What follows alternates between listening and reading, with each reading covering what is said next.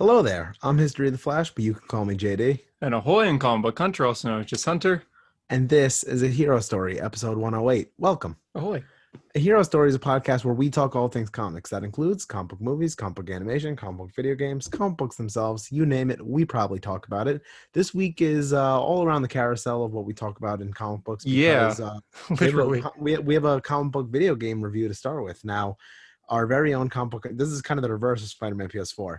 Our very own comic book hunter finished the game already. I have not even touched it yet, but I will be touching it very soon. But I would love to hear his thoughts. I've seen a little bit of his thoughts on Instagram, and I'm excited to hear some more. So take it away. It's all right. Yeah, so I got day one.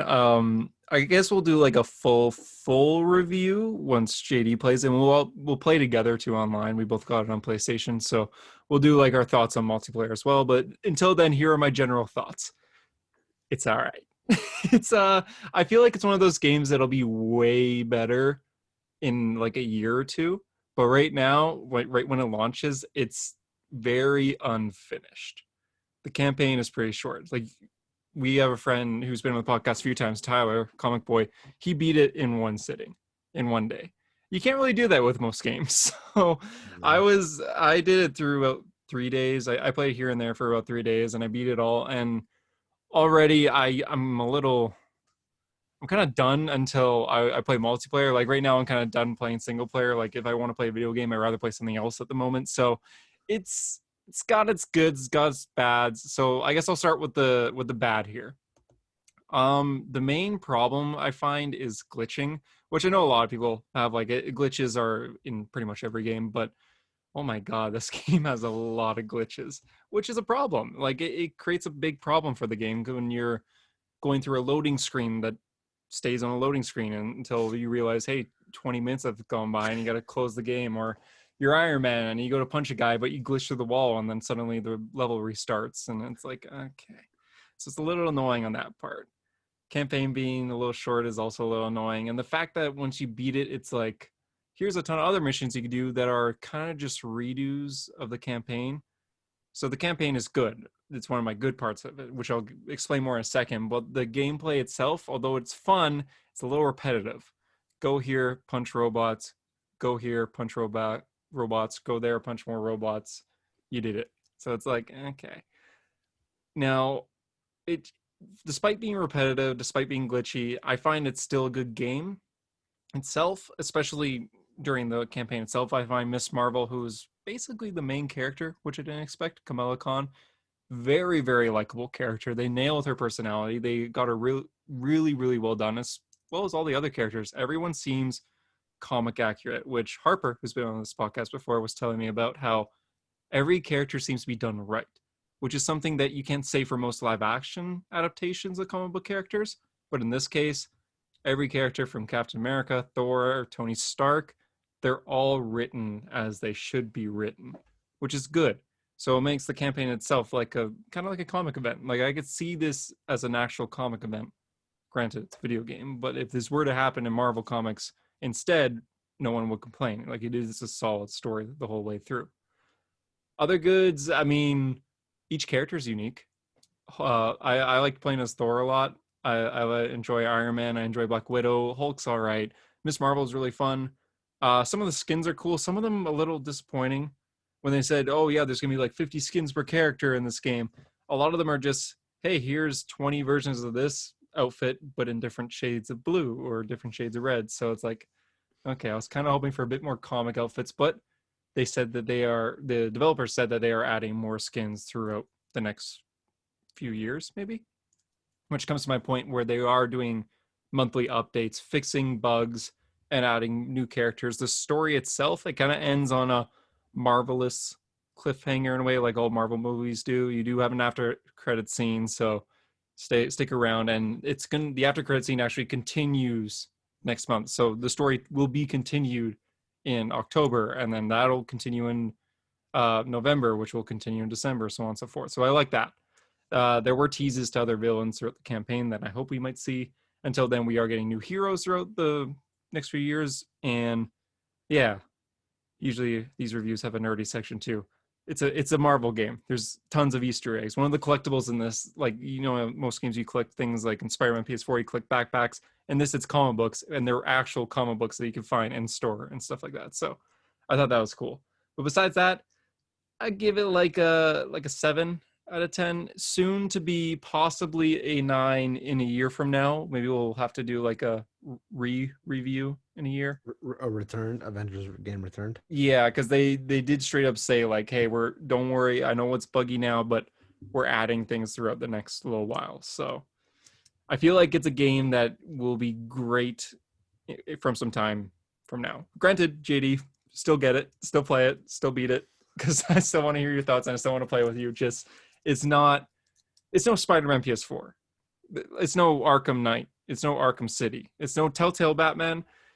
Some people might argue it's no Injustice. There are better superhero games out there, but Avengers has potential to be up there with the best, with Arkham City, with Spider-Man PS4, and probably Spider-Man Miles Morales. I have high hopes for that game.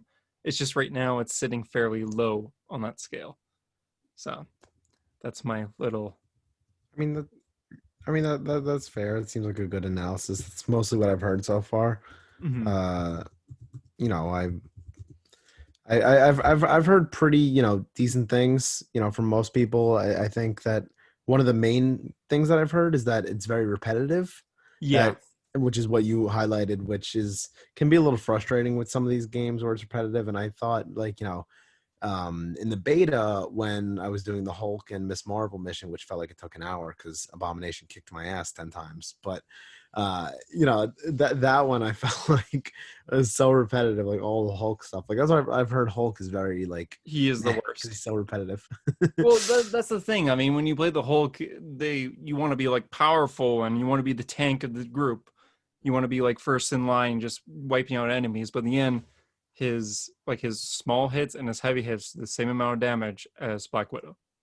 Oh, So they really balance every character. It's like every character can do their own thing, but they're all even. So therefore, one character's not overpowered while the other's not. Which is like, okay, I get that. But when I'm the Hulk, I don't want to like punch a really small grunt with a little shield and get like knocked back like Black Widow when she hits them. So it's like, all right, that's it's a funny. little, it's a little disappointing. Yeah, yeah. I mean that sounds good. I mean, I do plan to get the game. I wish I already had it. Hopefully within the next week I'm getting it, downloading it, playing it. My PlayStation is it's Trooper. Whenever I start a game now, it sounds like a turbo jet because Oh my it's god, this game's gonna destroy. Because I have a PlayStation Pro. I got my PlayStation like the week that Spider-Man PS4 released, so it's fairly new, and it felt like it was gonna blow up half the time, mostly during glitches. If like I, you I just hear got the fan. I got my PlayStation during the Destiny bundle, which is like 2014, because it was when I first started work when I was 14 years old. So it's a trooper. It's pretty loud. Whenever I play like Warzone, that's just like. So I'm curious how Avengers is gonna treat it. But no, I'm excited to play, and yeah, that's reviews with Just Hunter. Hopefully, I could chime in next week's podcast. Speaking of I reviews, was about to Just say that. Hunter, The New Mutants is a movie that came out. Now, for those of us who live in New York, say JD, movie theaters are not open for me.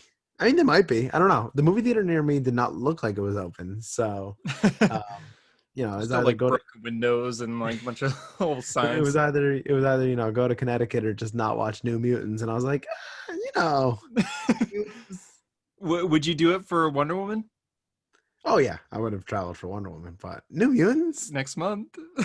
That's Hopefully by then the New York theaters are reopened. But anyway, you saw New Mutants. yeah. So I actually saw this 2 weeks ago. It completely slipped my mind when we recorded last week. I even told you beforehand, like, hey, I saw New Mutants. Maybe I could review it this week, and then we both completely forgot that it was happening. So late review, but I saw New Mutants, and honestly, not that bad. I went in thinking this is gonna suck. Like this is gonna be boring. I'm gonna want to leave during it. Like I was dreading it because I had things to do, and here I am. Like oh crap, it's 6:30. New Mutants is at 7. I gotta go. It wasn't that bad. It was bad. Like straight up, it was bad. But I will say, just gonna get you an idea. I thought it was better than both X-Men Dark Phoenix and X-Men Apocalypse. Whoa. Yeah, Okay. and those are characters featuring some of my favorite those are movies featuring some of my favorite X-Men. I love Cyclops. I love Jean Grey. I love Magneto. I love Nightcrawler. Yet here I am watching these Magneto. minor X-Men characters and enjoying it. I don't know why, but I guess I kind of know why. That's why I'm doing this review. I'd hope you know why. The cast is rather likable. Like it's very small. It's like a group of like 5. Maybe not that likable. There might be more, there might be less. I think it's 5 New Mutants, and they're each pretty decent, except for the main character, which I'll get to in a second. Well, I guess I'll get to right now. The main character is the only one that's not very likable. Her powers are, what powers do you have? I don't know, for the whole movie until the end. So it's kind of like she's just there. Everyone's has these awesome powers, and then there's the main character who's just there. The movie itself, the plot, you could tell they didn't know what to do with it. Some scenes are like, this is straight up horror. This is scary. Like, this is like something really well done, and really well done in the horror movie atmosphere. And then it's back to a generic superhero movie, which isn't bad. It's just when you combine the two, it seems like they didn't know, should we make this like a regular superhero movie or a horror movie? So you can watch the movie for like an hour and 10 minutes, and it's a regular movie, and then suddenly it gets really scary randomly, and then back to like a regular movie. It's got weird vibes the whole way through. But the cast is likable. I think that's the one reason why I thought it wasn't bad. The final fight, the CGI was actually really, really good. I guess they had like 20 years to make it, or however long it took for this movie to come out. But 84 years. Yeah, I thought the CGI was really good, but it was bad at the same time. Not the CGI, but the plot itself, how they got to the final act was like, okay. It's kind of like how a lot of people were turned off by the final act of Wonder Woman. How it's like, okay, this was like a war movie and like a Greek mythology movie, and now it's just a superhero fight scene. It kind of turns you off in a way. Same here, except I won't spoil the final boss fight for this movie, but it had some really, really bad dialogue during it. You know, like when superheroes fight, Tony Stark will say something funny, or Spider-Man will say something funny during the final fight, or Batman will say something menacing. And here, they're all quipping, but it's terrible quips. And when they're not quipping, when they're trying to be serious, it is really bad. This movie's core is the group of, I wouldn't say friends, people, mutants, I guess, that are all interacting. They all have different pasts, but they all have something that relates to them, and they're really well done together. They all have different personalities, but they bounce off each other really well. It's just the superhero atmosphere of this movie just wasn't really good. All in all, though, I give it like I was going to say 7, but probably a 6 because of that final act. But 6.5, I'll say, out of 10. I would recommend New Mutants if you want something to pass the time, and if you miss the Fox X-Men and you're like, oh man, I can't really go back to watching all these Fox movies. I want something new. Watch New Mutants. It has new in the title, and it ties in to only one X-Men Fox movie. JD, it has new in the title. Wow, that was a groundbreaking discovery. Yeah. This is an unscripted review, but clearly, I'm glad I remember. Can you guess the movie that it ties into? One X-Men movie. X-Men Origins Wolverine. I don't know. No. It's a random guess. It ties into Logan, and it even uses. It shows straight up footage from Logan too. Oh. Yeah. What's that? Of Hugh Jackman? You don't see Hugh Jackman, but you see a lot of scenes from Logan. Just scenes without Hugh Jackman in it. Or you don't see Professor X either, but you see like other people from that movie, and you hear voices of other people from that movie. I guess okay. If you don't want the most minorest spoiler, I think like you may have had one person mute the mic here. Who doesn't want to hear spoilers to this? It's not even it won't give away the plot. It's just a one thing that ties into Logan. You know, in Logan, when Hugh Jackman, he goes into the store to get a phone charger, and then he watches the video that the girl sent him of like those mutants being like tortured. Basically, the cast in this movie watched that same footage. It's like the exact same footage that he watches on his phone. Oh my god, I can't believe Hunter spoiled me. I spoiled New Mutants. I'm sorry. All I said was I begged him. I said, Hunter, please, I don't want New Mutant spoilers. And what did he do? He spoiled me. I'm not even spoiling the final fight here, which is dumb, and I want to rant about it, but I won't. Please rant about it. It's just one line. Okay, I'll say one line from it Basically, in the final fight, main character knocked out. What are we gonna do, right? She's knocked out. She's gotta wake up because when she wakes up, her powers will emerge and the final fight will end. You see, there's a scene where you see what she's dreaming about when she's knocked out. And she's in this little like hiding place in the snow, and her dad comes. And her dad's just like, "Hey, what are you doing, kid? You gotta get up." And she goes, "I can't, because the blank is too big. I can't fight him." And the dad kind of smirks at her and goes, "You're bigger." And then the girl wakes up and it's like the credits are like 2 minutes away. Like that's it. And people in the theater literally laugh because he should have said you're stronger or you're more powerful, but he just said you're bigger.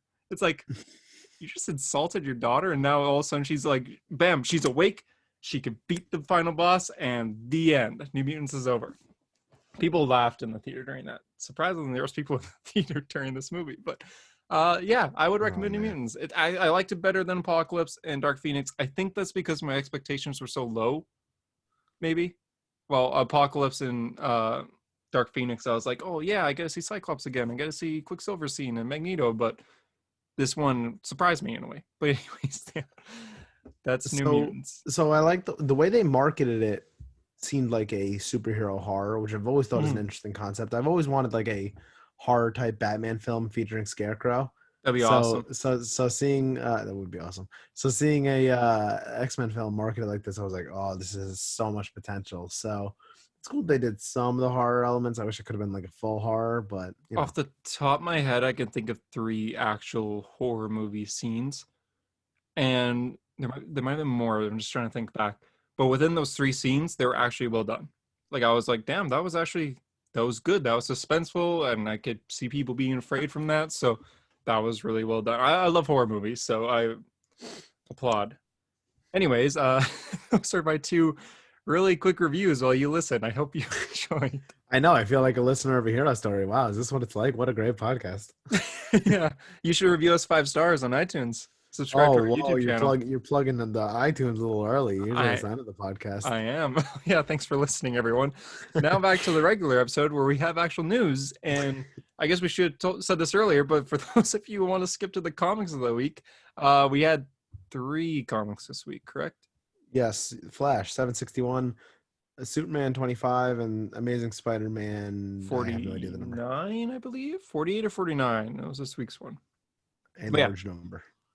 going on to news of the week, starting off, though, we'll start off with live action news. Afterwards, we'll get to gaming news and comic news. With live action news, Benedict Wong, I think is his name, the Yes, actor it who is. plays Wong in Doctor Strange, Infinity War, and Avengers Endgame, was spotted in the exact location that they are currently shooting the Shang-Chi movie. Shang-Chi. Uh, Shang-Chi, I'm gonna say Shang-Chi. Wow, we suck at well, I suck at pronouncing on this show. This movie started filming. It started back on production this week, I believe, in Australia, and the actor who plays Wong was spotted in that area, not in costume or anything. Just the actor just happened to be in that exact area, which has us all pretty much not really believe, but for sure to think it's a fact that Wong will be in this movie, which I hope so. I mean, our 4th episode of A Hero Story was praising that character, so back 2 years ago. So he was Yeah. spotted connecting the Marvel Cinematic Universe one He character at a could time. just be on vacation in, Australia, but He could have been, but he also could be this phase of the MCU's Nick Fury. So that is an odd character to choose as Nick Fury, but okay. yeah, I know, you never I'm know. here. Next bit of news: Sony has announced that they are not releasing Venom 2, Venom Carnage something, The Electric until Boogaloo. yeah, until the full pandemic is completely finished and every theater in the world is back to being opened. Will this Oh, actually happen? We don't know. oh no, I have to wait for Venom too. Hmm. Sony was brave. They were like, man, Wonder Woman's releasing. New Mutants already released. You know what? We're gonna wait. We're gonna wait for Venom to release. But get your tickets for Morbius coming soon. Oh god. Morbius is still coming apparently, but Venom 2 they're gonna wait. Their reasoning was because they don't want to put a high budget superhero flick in a movie during a pandemic. I think that was the reasoning. But with Morbius, they're just like, Okay. Yeah, I think We know perfect. we know it's gonna bomb anyway, so Yeah, like all right, we'll release Morbius though coming this winter. I think this winter. Spider-Man 3, title unknown at the moment, is starting production in early 2021. They were rumored to start production earlier, but they straight up said start of the next year. That's when they're starting filming. Uh, Probably in New York, maybe other places. Maybe they're just waiting because Charlie Cox is busy doing something else, and they need to have a Daredevil, a new lawyer for Peter Parker. oh, Now you in never your know. dreams, buddy. It's gonna be She-Hulk probably, but Definitely will. literally my dreams. For gaming news, Avengers devs for the Avengers game have announced that they are slowly going to be fixing bugs. The first patch is out now. It fixes the bug where if you unlock a suit, the suit doesn't appear in your inventory. Apparently that's fixed, but I've seen a few people comment that it didn't fix that for them. So we'll have to wait and see. They said they're slowly starting to fix their bugs. If you notice a glitch in your game, go to the subreddit Play Avengers on Reddit. They have a little discussion board on there where the devs themselves are monitoring.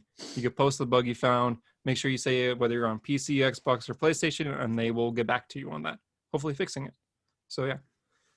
For comic news, Batcat. I wrote down Batcat. I almost said Black Cat, which is a different character. Is coming out December 1st. Now, a few companies are saying this is called Batman Catwoman. A few are saying Batcat. So the full title might actually be Batcat. This is the 12-issue maxi series that Tom King is writing with Clayman on art, featuring Batman and Catwoman and the Mask of Phantasm, going over their relationship, continuing where Tom King's Batman run left off. Finally have a release date. Do you remember the first release date for this? Wasn't it like now? The Like first release September? dates for Black Cat, I believe, maybe I'm very wrong. I thought it was January of like 2020. Oh, But really? I thought so. They were gonna have it way sooner, but things got delayed due to different things happening, and then Strange Adventures was announced to replace that. So Strange I didn't. Adventures came out instead of Batcat. I did But not know that. yeah, Batcat got some news as well. It's gonna be focusing on three timelines. The first being the past, going over when Batman and Catwoman first met. Then we're gonna have the present timeline and the future timeline showing a happily retired Bruce Wayne. So three different timelines. What do you think of that? It's a fine concept. I think, it could be used very well in storytelling. So, it should be interesting. I don't know. This is the one that's like I'm kind of just like on, and it's not that I'm not a big Catwoman fan. I never have been. The Yeah. the premise of Catwoman to me is kind of Do you like I've Black always. Cat? I'm sorry. Do you like Black Cat out of curiosity? From Marvel, she's okay. I don't know. It's not like a big You just I don't don't know. like cats. This I have a cat. There's something about Catwoman to me. I don't know what it is. It's just like she's so like I've always been curious of can they have Batman have a better love interest? Like I've always been interested. What if you explored him and Talia like actually being together like fully? That'd be cool to me. Yeah, I don't think it's But gonna happen. But you should it, read it will. Batman the Outsiders because Talia's on the team. You like Yeah, but Talia so much. Oh wait, no, she's not. Never mind. Never oh, mind. way off. Yeah, Anyway, and you just got fact checked for that. yeah. Anyway, I'm thinking of Lady anyway, Shiva. I just based on the Tom King Batman issues we've had with Catwoman and Rooftops is quite excellent, but I don't know if I could deal with 12 issues of dialogue that's like Bat, da, da, da, da, da, cat, da, da, da, da, da, da, da. I no, da, da, da, da, da, da, da. The problem is da, da, da, da, da, da. Mask of Phantasm pops up. Like Yeah. I don't know. I really don't know if I could deal with the dialogue. It's gonna be so tough.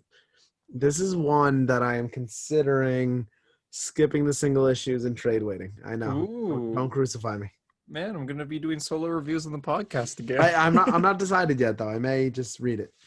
Okay, well maybe wait till see what everyone thinks of the first issue. It's Clayman art, so That's the thing that's making me think like maybe I should get the first issue. And I'm guessing that since this is the first time the Phantasm is appearing in comics, this will be considered her first appearance. oh damn, I didn't think of So that. for that alone, maybe worth collecting a single issue. But Yeah, I didn't even think of that at all. Good point. But in the end, I mean, Clayman art, he did Heroes in Crisis, which I think the world thinks is bad. Like, it's not even. Now, again, I don't know anyone who likes Heroes in Crisis, but in the end, you got that beautiful art when you did the title, like in the clouds, Heroes in Crisis, or in the flowers that Wally West was standing upon. Might be worth it for the art alone, but No, I I know, am. I know. There's definitely. I mean, I'll probably end up reading it in single issue. It's just like, I don't know. Am I ready for another Tom King story? Yeah, how's I Strange love you, Tom. Adventures? You ready, I love Rorschach? Tom King, but I don't know. Already subscribed to Rorschach. I'm subscribed to Strange Adventures. You No, I know, should do that for Rorschach. I didn't think of that. Okay, I'll make my decision this week if I put in my subscription for Batcat. you'll have to update us on next week's episode for sure. Then, they also announced that. Well, one thing that actually turns me away from Batcat, I'm still going to read it, but they announced that one of the villains in this isn't just the Mask of Phantasm, it's also the Joker, which is like, okay, I feel like the Joker's being a little overplayed here. I mean, we have Joker War, and then Wait. You mean you're telling me you don't like when Joker's in every single story? yeah, I don't. We have Joker War, and through all the Bat titles, Joker's in every single Bat title right now too. And then we got three Jokers, and now we have this. Granted, I've been really enjoying Joker War. I loved three Jokers. It's just sometimes a little much. Remember New 52? We had 6 years and Joker appeared twice within 6 years, and both of his appearances were really good. I just feel like you're risking playing him so much. It's just a little calm down. Calm down, Batman who laughs. It's too much. So we'll have to wait and Agree. see how it actually pulls out in the end. Reminder: DC Fandom is this Saturday. DC Fandom Part 2. They are calling it an encore, but at the same time, they said there's new things being announced. Some people are saying that there is TV panels that weren't in the original one, and some comic book writers and artists are doing little panels here. I don't think I'll watch this live, but I might tune in here and there to some things when they're fully released. Yeah, I'll probably wait for people to post. I mean, I'm working Saturday anyway, but I'll probably wait for people to like post it up and give me all the details without actually having to watch it. Yeah, it's yeah. Last bit of news is last week we talked about Fortnite being in Marvel, and Yeah, default dance. yeah, and my fear of it coming to comics. We talked about this for a little bit last week, and my fear has come to reality. Not as bad as I thought, but it still happened. Fortnite was referenced in this week's Wolverine issue, or sorry, last week's Wolverine issue, and one of the X-Men titles this week as well. All it is the last pages. It's just like Wolverine running through the woods, and the giant light comes down to the Bifrost. It's gone. Bifrost comes back, and Wolverine's there, and he's like, "What the hell was that?" kind of thing. This one, Bifrost comes down on the X-Men, some of the X-Men, and like Storm disappears and Mystique, and they come back and they're holding like assault rifles, and that's it. It's just a little weird. It's a little weird. Gwenpool witnessed the X-Men leaving, and she just says, "Oh, it's just a tie-in." So Gwenpool could break the fourth wall, so there's just a little joke there. But it seems like I hope that's it. It seems like it's not that bad right now. I hope they don't be like, "Man, do you remember the Fortnite?" So it seems like that might be it for now. But Do you remember facing down the John Wick and Christian Bale Batman? it was a mighty day, says Thor. Yeah, that's it for the news of the week and the reviews of the week. Now on to the comics. Welcome to the comic book section of A Hero Story. I don't have a timer going anymore, so I have no idea where we're at. But We are about 30 minutes, just about 30 minutes. um, pick of the week, cover of the week. It's a small comic week, but I think I know your pick of the week. I think Yeah. it's Spider-Man. No, it's the Flash. Did you read the Flash? Oh yeah, no, I read the Flash. I just thought Okay. I thought on your Instagram story you said you really enjoyed Spider-Man. I did really enjoy Spider-Man, but Okay, that Flash issue was like, damn. yeah, Um, my cover of the week though is actually Superman. yeah. I was gonna say the Superman cover is very nice. The cover price is not so nice, but the cover is very nice. The Flash has a bit of an odd cover. It looks like Reverse Is Flash is Eeyore tickling. tickling Barry? It was me. It was me, Barry. I was the one that tickled you. Yeah, Um, it's really weird. yeah, I don't know. It's like I'm not even sure what Howard Porter was going for. I mean, I guess like Reverse Flash coming up behind Barry, like, surprise, it's me. But it's just a little weird because Barry's arms are up in the air and his hands are kind of like on his rib cage. So it's like, that doesn't look normal. Thanks, I guess. I'll get it slabbed. Maybe.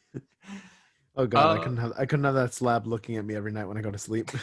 I mean, there were returns of characters in this. That might be worth something. True, Okay, true. history of the Flash. So, Oh boy, start of the putting me to the issue. test here. Mercury, 853rd century. There are two speedsters running around. Are these speedsters we've seen before? John Fox is a character that was in Mark Waid's Flash run. He was the guy who wore the blue suit and temporarily got with Linda, like while he was gone. Right. He like replaced Wally West as the Flash. In the very first issue Wade ever wrote, which was an annual, it's a tease of John Fox where you've probably read the issue because it's in the beginning of the Flash by Mark Waid book 1 trade, where Yes. it's like a villain that every Flash faces, right? Jay faces him, then Barry faces him, then Wally Oh, faces right. him, and Mhm. then John Fox faces him. So yeah, that is that character. Now he's wearing a yellow and red suit, which I don't think I've ever seen before. I've only seen him That's in the blue why I suit from Wade's wasn't. run. But yeah, Yeah. the name is from the creator of Jay Garrick, Gardner Fox, and Oh. John Bloom. So Mhm. that's how they got his name, John Fox. But yeah, that was a definitely a big surprise. No clue who the new Kid Flash is. Uh, He just found someone and was like, "Hey, I'm I your don't kid even think they Flash." gave a name actually. No, I don't see a name. He just called it Kid No. Flash. But but yeah, then we get a very big spread. Now this is what in Williamson's interview with us, he told us that Howard Porter said this is the most characters he's ever drawn in one issue, and Oh, I can see it. yeah. This is the page. Yeah. Yeah. You see, you But name a between the Flash villain, they might be on here. but between this page and this 2-page spread, and then the other 2-page spread later in the issue, there's no wonder he drew the most characters he's ever drawn in one issue. Like this is a ton. This must have Um, taken forever. I know, but yeah. So the Flash family versus Legion of Zoom is going on into full effect. The main focus is, of course, Barry versus Eobard. Yeah. Uh, Max Mercury steals the show because he decides to meditate in the middle of the battlefield, which is, I think, a really nice touch to have Max meditate because in the Impulse title, he used to always meditate to like get in touch with the Speed Force and like talk to the like at that point Johnny Quick and Barry Allen were in the Speed Force, so he would always talk to them. Mhm. So I thought that was a really nice touch. Really liked Bart protecting him as well. Um, Max, when he's done meditating, calls every speedster he can, and boy, oh boy, there's a ton of them. The one that's the most shocking to me is Dark Flash is there. Is that? Walter West. That's from the Dark Flash saga. That's the alternate version of Wally West that loses his Linda Park. Oh, It's a fantastic story. It's Mark Waid's last Flash story. The guy all the way on the right with that maroon suit. I was gonna say, yeah. Yeah, Walter West. At the end of his story, he ends up on our world. Like he ends up Oh, in a comic book store. oh, It's a fantastic story. Basically, he comes to our Earth, or our world, and he can't in like the comic book world, he can't stay there because his like temporal balance with like his vibrations are like throwing off the Earth. So he has to leave, and he gets sent to our like Earth, us. I don't yeah. know what name that would Earth, be. Earth And he ends up us. reading the end of his own story in a comic book, kind of like Superboy Prime in time in a way. Yeah. But like he goes into a comic book store and he sees like the girl that he was trying to be with is like, has a happy ending and will always remember him. So he's like he gets like a little emotional and he puts the comic book down and he runs away. So I was really surprised to see him, like, because his story was done. Also Earth 2, Jay Garrick was a big Yeah. surprise from New 52 because I thought Earth 2 was basically dead. Yeah, I did too. But here he is. He is the his name is Jay Garrick. He looks nothing like Jay Garrick. I think he's still old. Oh. Yeah, well, his name's Jason Garrick. Oh, Yeah, okay. yeah, Interesting. he's I he's like was sorry, go on. well, no, I was about to say he's a different version. I think he's supposed to be a little younger. I mean, it was like the Earth 2 was like try to do a modern version of the JSA. So Okay. Um I'm enjoying your history here. Continue. Who is the guy that looks like he's made of he looks like a Scooby-Doo monster, like made of lightning. He's to the I guess the right of Jay or Jai. Oh, that's. Oh, Oh, did I stump you? you may have. At first, I thought you were talking about Kingdom Come Flash on the right there. No. That's why I was like, I mean, when you're looking right at it, he's to the left. He's just to the right of Jai. Yeah, yeah. Hmm, I am stumped. Wow, I This is beat you. embarrassing. Okay. Oh Yeah. man, I was going through this page and I felt like I knew most of them. I mean, you got XS to the left there, which is Bart's cousin from the Legion of Superheroes. Yeah. Mina's there. The Renegade. The Renegades was not expected at all, Yeah, I was gonna say. At first, I thought that was Commander Cold. especially because they don't even have speed powers. Yeah. What are they doing? Who? Yeah. One more person that I didn't recognize. Besides, I think I recognize them all. The Supergirl type person in the purple. Yeah, her. I feel like I remember her from a Flash story from Wally's era, but I can't quite place it. At first, I thought it was supposed to be Magenta, but I don't think it's her. No, I don't think so. Because But I Magenta can't was place it. in This is embarrassing. more Flash War. History, history of the Flash is going through a struggle. Besides that, I was pretty Um, shocked to see Jay and Ira here, which I like. yeah, Well, well, West yeah. here. Jai and Irie was a big surprise because Yeah. outside of Flash Forward, we haven't really even heard about them. Hmm. I Uh, loved Ire's interaction with Bart too, since they're wearing the same suit, which is more kind of like poking DC here, like, hey, maybe make Bart not oh, impulse. well. First of all, kudos to Williamson here because this entire issue is kind of poking at DC Comics continuity. Yeah. There was another line. Where was it? Oh man, he said something that like, oh, with the "It Was Me" Barry page where he's going over like everything that Eobard's done. Joshua Williamson single-handedly fixing continuity and explaining things. Oh, right. Yeah, you're talking about Heroes in Crisis. Yeah. So Oh um, yeah, this is big. so the phrase "It was me, Barry" kind of started as more of like a joke in the comic book community of like Eobard's actually responsible for everything. And it's from the Flashpoint Paradox animated movie where he's like, "It was me.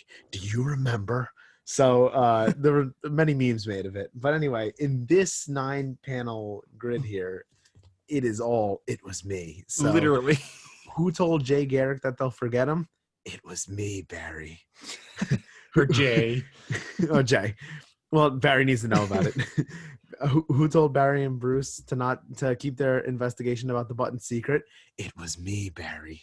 Who told Bart to leave Wally's statue and not find his family and friends? It was me, Or Barry. not find his family, but go find Oh Young yeah, go Justice find your friends, instead. leave your family, which is a good explanation of continuity because for a while I've been saying why has Bart not seen Barry or Iris or any of them? Like he only saw Young Justice. Yeah, and So then after that, that it's not like, that's hey, Young Justice, I'm back.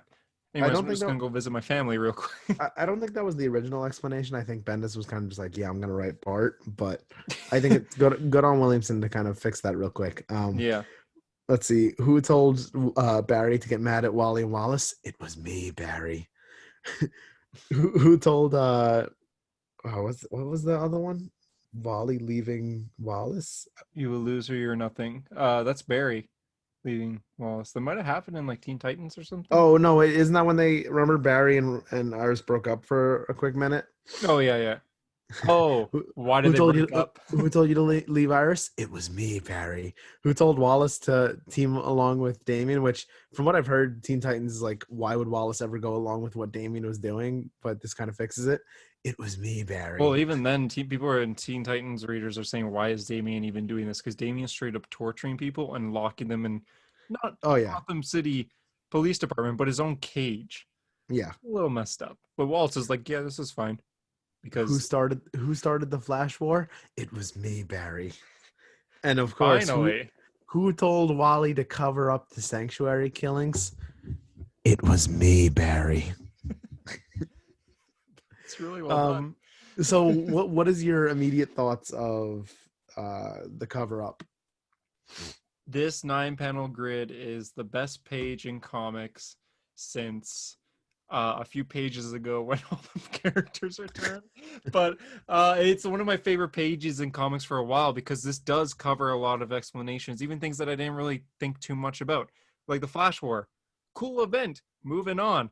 But this actually explains it a little bit more. It helps develop that storyline. And I think going back and rereading not just Williamson's run, but Rebirth in general, featuring Flash characters, you'll be like, damn, this is nice. This is good because these out of characters moments. Wally West murdered people manslaughtered people Don't remind me. and Still hurts. decided, you know what? Instead of fixing this, instead of telling like Barry, hey, look what I did. I need mental help here. He thought, I'm going to blame two people for this. And then I'm going to like kind of sort of kill myself over it and then go to God, jail. Heroes in Crisis is so stupid. Hearing you explain it like this, like it's the stupidest story. Who, It's, who would blame two people with the same crime? What an idiot! yeah, and It was me, Barry. even then he's like, okay, we got a villain here. We got Harley Quinn. She's murdered people before. I'll blame her. And then Booster Gold, that innocent guy who was literally there because he needed mental help, and he's like, you killed him. And Booster Gold's like, I didn't kill him. It's like, no, you killed him. Heroes in Crisis. Don't want to get into it. I'm sorry. Back to Flash. This explains it better because now it was me, Wally. Yeah, I thought so. I got my comics late. I only read them right before we started recording, so I didn't get them yesterday or obviously Tuesday when they came out for most people. So on Instagram, I told you I get spoiled on everything. I knew that there was something to do with Heroes in Crisis in this issue. My thought was that Eobard was going to be responsible for the lightning breaking out of him, not for the cover up. So I went into the issue. Yes. So I went into the issue expecting Eobard to be responsible for him losing control. Turns out, no, he lost control on his own, but the cover up is on Eobard. Better than nothing. Heroes of Crisis is still dog shit. I'm sorry. I wish it wasn't. I feel like even if it was like, oh yeah, Eobard was the one who killed all those people, I feel like it still wouldn't make it a good. It's a permanent stain on Wally West's character, and I hate it. Yeah, that's true. Like imagine for the listeners here, imagine your favorite character became a murderer, and then all of a sudden people just go past that. It's just like your character a few years from now, say you love Green Arrow. Green Arrow could still be good a few years from now, but that doesn't change the fact that like a few years ago, he murdered innocent people by mistake, but it's still part of his history. So I don't have to imagine it. That is my situation. it's like I'm a huge Daredevil fan, and recently in the comics, Daredevil did kill somebody by accident.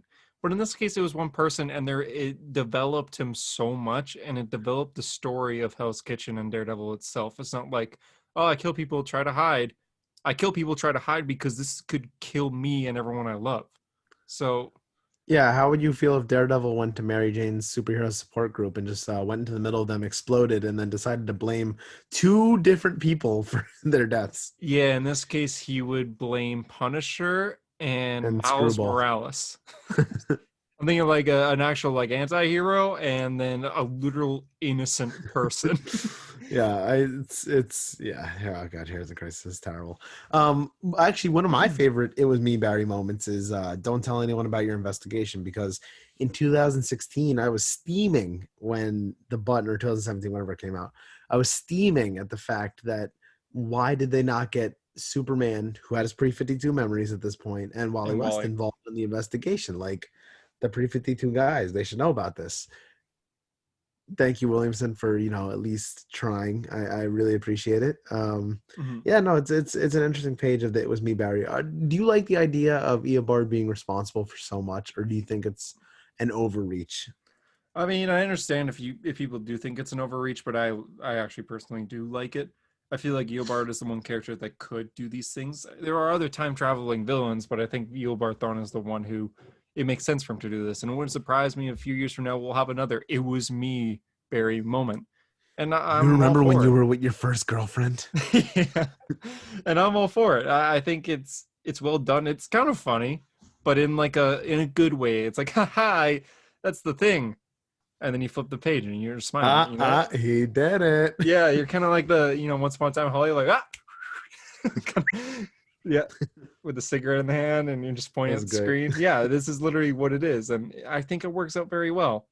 It helps cover bad mistakes done in the past, and in this case, not a lot of this is Williams' work. A lot of this is like, hey, remember that thing that Bendis did no one liked? It was Eobard. Remember the thing that Tom King did that no one liked?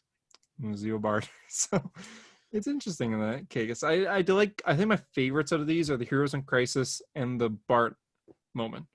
Bart not going to see his family. And you're right, the button part too, because I really wanted Superman and Wally on that story, and it sucks that Yeah. they weren't because they made most sense to be on it. But Yeah. For those, I just realized that we never really explained what we've been talking about for the last like 10 minutes. Um, Essentially, Eobard Thawne is responsible for also he can like part of the negative Speed Force power is that he can I it basically cause doubt in people's minds by sending out a hypnotic frequency at super speed. So like a little thought that you have, such as, don't tell anyone about your investigation, pops into you and you guys both think it and you think that's right. It's actually Eobard. So it's a negative speed force power. I think that's actually an interesting concept. yeah, even then, like going to even you might know it's wrong too. Going with the Wallace Kid Flash going along with Damien and his illegal acts. The line to quote is, "You know this is wrong, but go along with it anyways." To make Wallace know, like this is bad. We're doing this stuff. It's real bad. Who's next? I think. So it's interesting that way that it still kind of affects them. It's kind of like its own power in a way. It's like, Superman has heat vision, he can fly, he has the frost breath. In this case, you could add this to Eobard's list of powers. Yeah, So, yeah, I think it's a pretty interesting move for Eobard.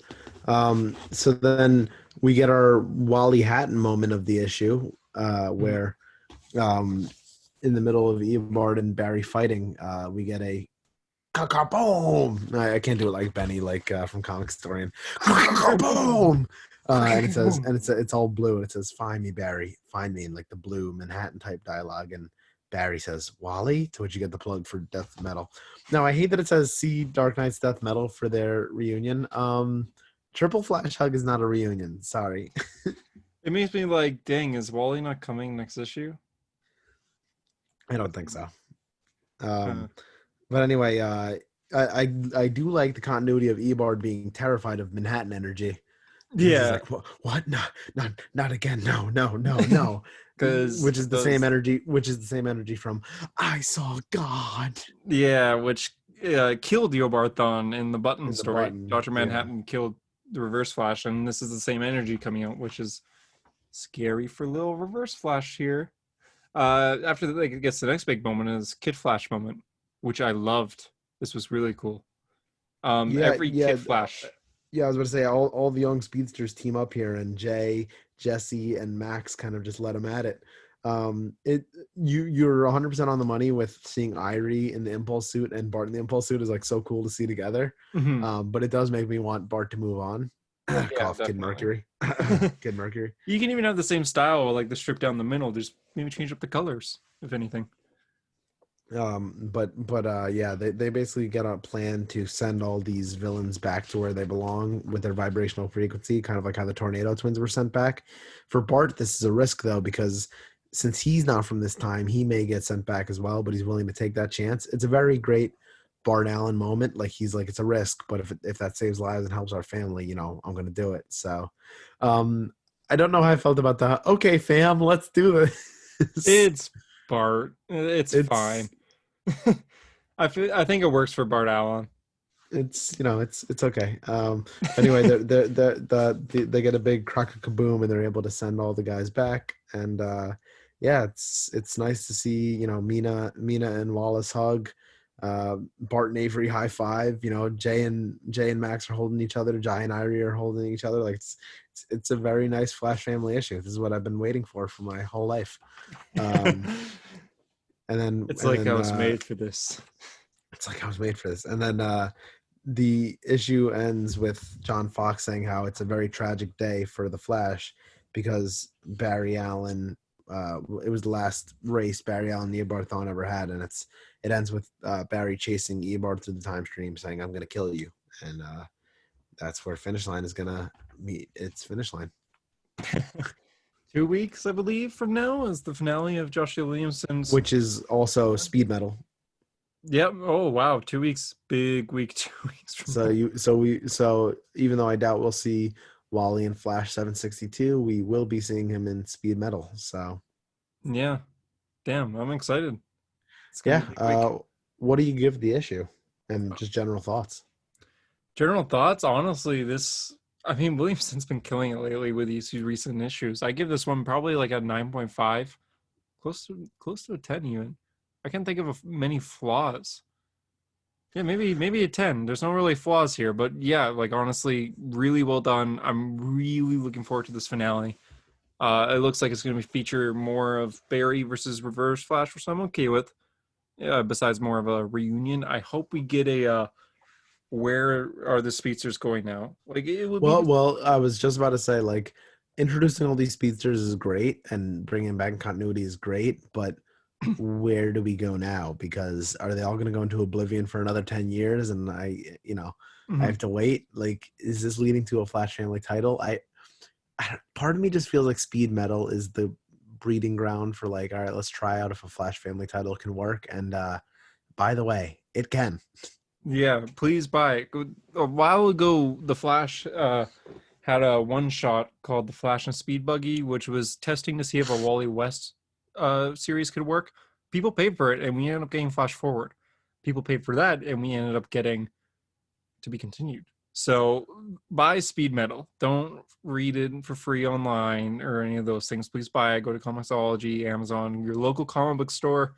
Purchase Speed Metal because this could be the way to get a Flash Family title, which is what we all need. Look at all these characters; they're all just standing in the streets of Central City, and like JD said, a big problem would be if we don't know what's happening with them. We pull a Green Lantern, no one knows where Kyle Rayner is right now, or Simon Baz or Guy Gardner, but we know where these speedsters are. So please don't leave them just sitting on the street of Central City only to disappear for another 10 years.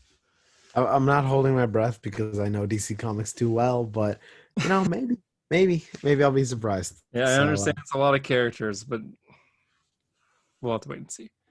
so Ah, that's the Flash. well, what do you rate it Superman. real quick? Oh, What do you rate? I'm probably like 8.5, maybe 9. I enjoyed it. I mean, listen, it's fan service, which I'm there's a big stigma attached to fan service. I don't know why. I think fan service is cool. Yeah. That is literally your job as a creator to service the fans. So Yeah, yeah, exactly. It's fun. Sometimes it can be a love it. little overdone. I don't Usually, know. I thought it was nice because Williamson has talked about wanting the Flash family and like all these pieces of Flash lore that he wanted to include, and now he's able to do it between even little bits and pieces like Irene Jai are able to appear. Awesome. Dark Flash makes a cameo in the background. Cool. Like it's just pulling from pieces of Flash history is cool, and like this issue makes a Return of Barry Allen reference where Eobard sees his own name as the Reverse Flash, which I just used for a homework assignment. So I was like studying that page. So it's cool stuff. So I really do like the references. So if that's fan service, I'm okay with it. yeah, agreed. Well said. Superman, How do you feel anniversary. about paying $6 for this issue?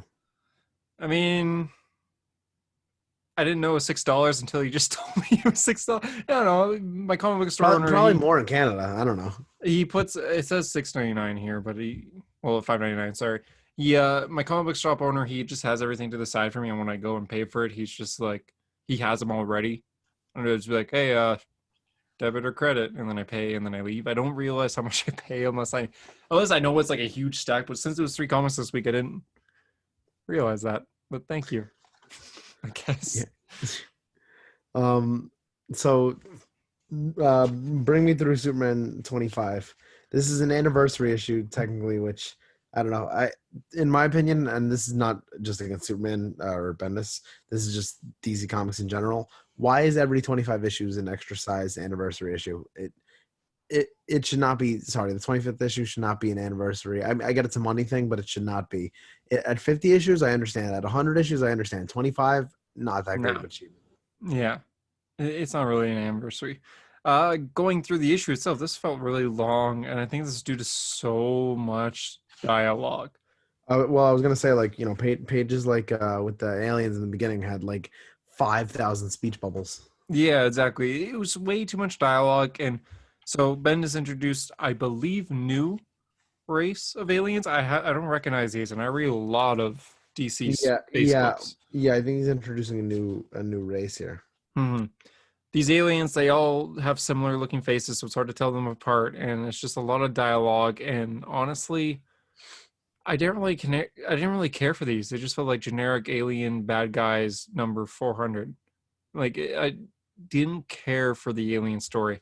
The alien story itself was about one alien who's supposed to be the Superman of that planet, but isn't. I don't really fully understand. Yeah, I was I feel like this issue I kind of just like skidded over the aliens because I was more focused on Lana Lang because I was trying to think the whole issue. When is the last time we've even seen Lana Lang? Last time we saw Lana was during Superwoman number 25, I want to say. Oh, it's 20. more recently. I thought it was like a long time ago.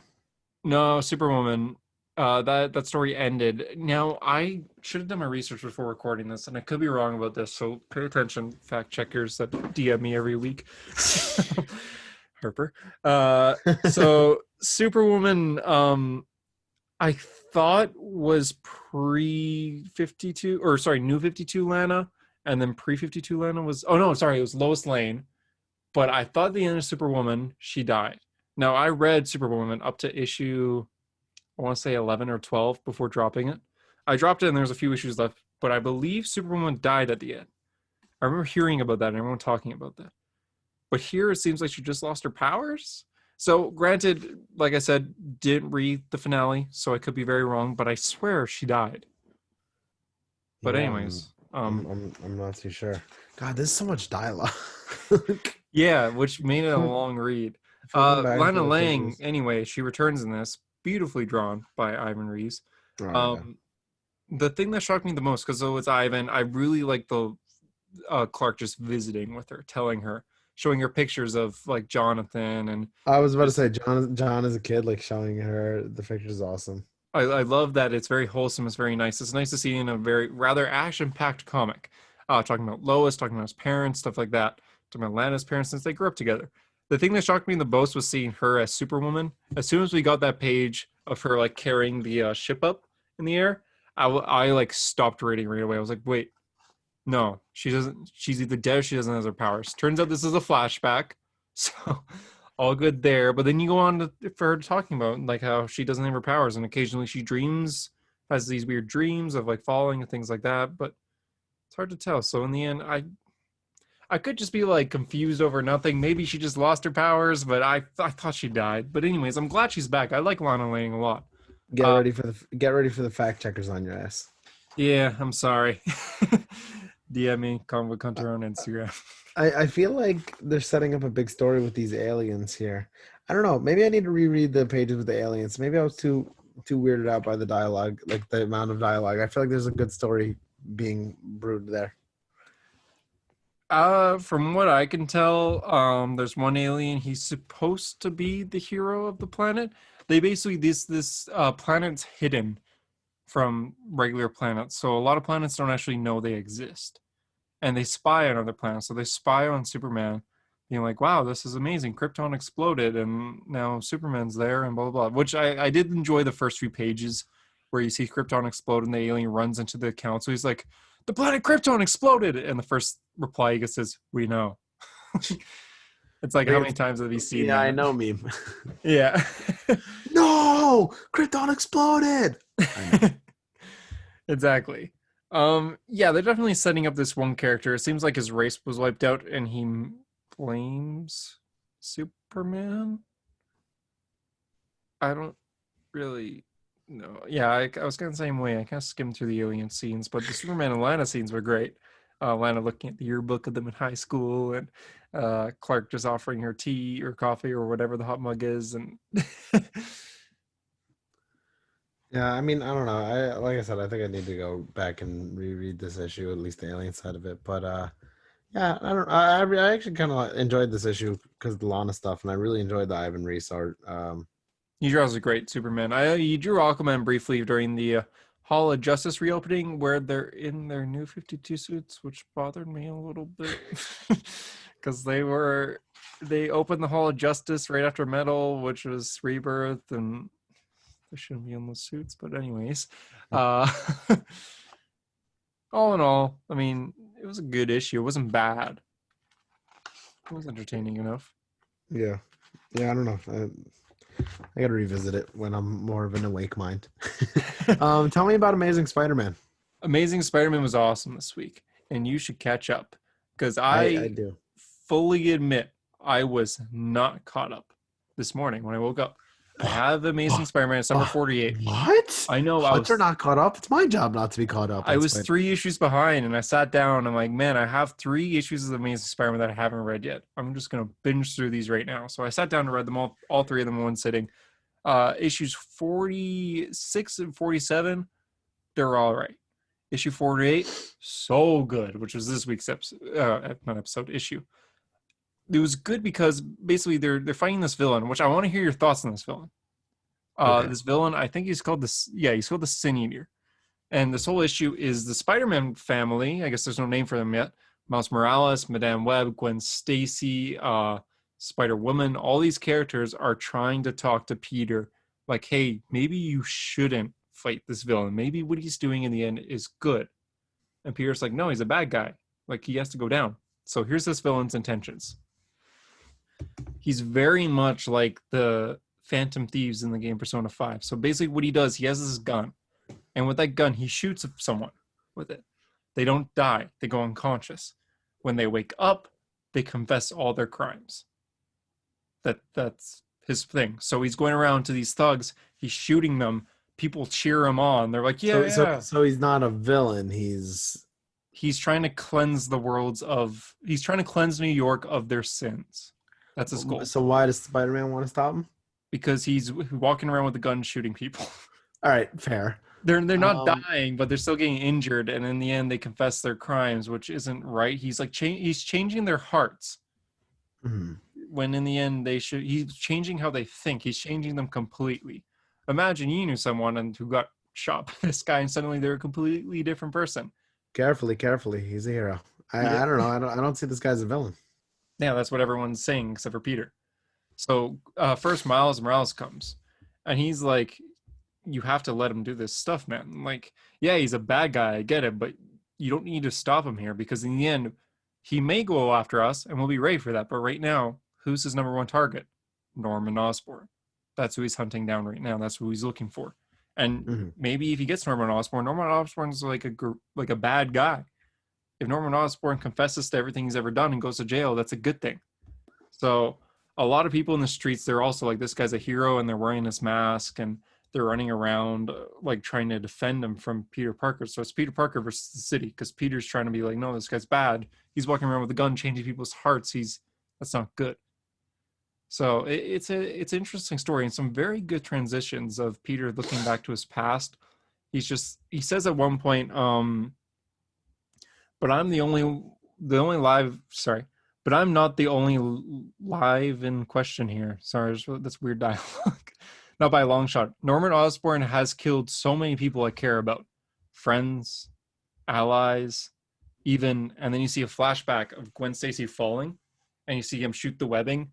And just before it hits her feet, you turn the page and you hear just this big snap VFX, but it's not from the flashback. It's Peter like waking up from his vision, and Gwen Stacy, like Spider Gwen's there, and she like punches the guy that was about to attack Peter, but it makes a That's snap sound effect.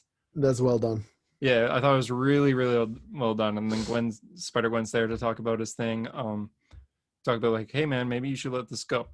Basically, the issue ends with the Spider family getting all together. So Miles, Gwen, Madame Web, Spider Woman, Silk, and Spider Girl, being like, we all think this guy should actually go after Norman. So now we have to stop Spider-Man. And that's going to lead into issue 50, which is going to be done by Patrick Gleason. And the cover shows Spider-Man hiding behind a gargoyle with the Spider family all looking for him. So interesting. I gotta get caught back up. Yeah, it is interesting for issue 50. I'm looking forward to it. Because personally, I think this character, Sin Eater, is doing something good in the end, but I totally understand Peter's way of being like, people's hearts shouldn't just change. Even if they're bad, like they should be able to confess and be captured and blah, blah, blah. They shouldn't be all of a sudden good and then we lock them up forever. You know? So I understand where Peter's coming from. It's just, it's like, whose side are you on? I don't know. Anyways, yeah, Amazing Spider-Man. I give it like a 9. I really, really enjoyed it. So yeah, Sounds very interesting. and that's the show. Yeah, that's a hero story. Wow, this episode went by pretty quick. I know it's over an hour, but Yeah. that felt like it was pretty quick. All right. If you're listening on iTunes, we appreciate a 5-star review. If you're listening anywhere else, we appreciate a follow slash subscribe. For a hero story, I'm JD. I'm Hunter, and thanks for being a hero. And remember, every second is a gift. Goodbye. What? Oh, stay tuned for our Instagram at a hero story because we have comic news coming probably this week. Blah.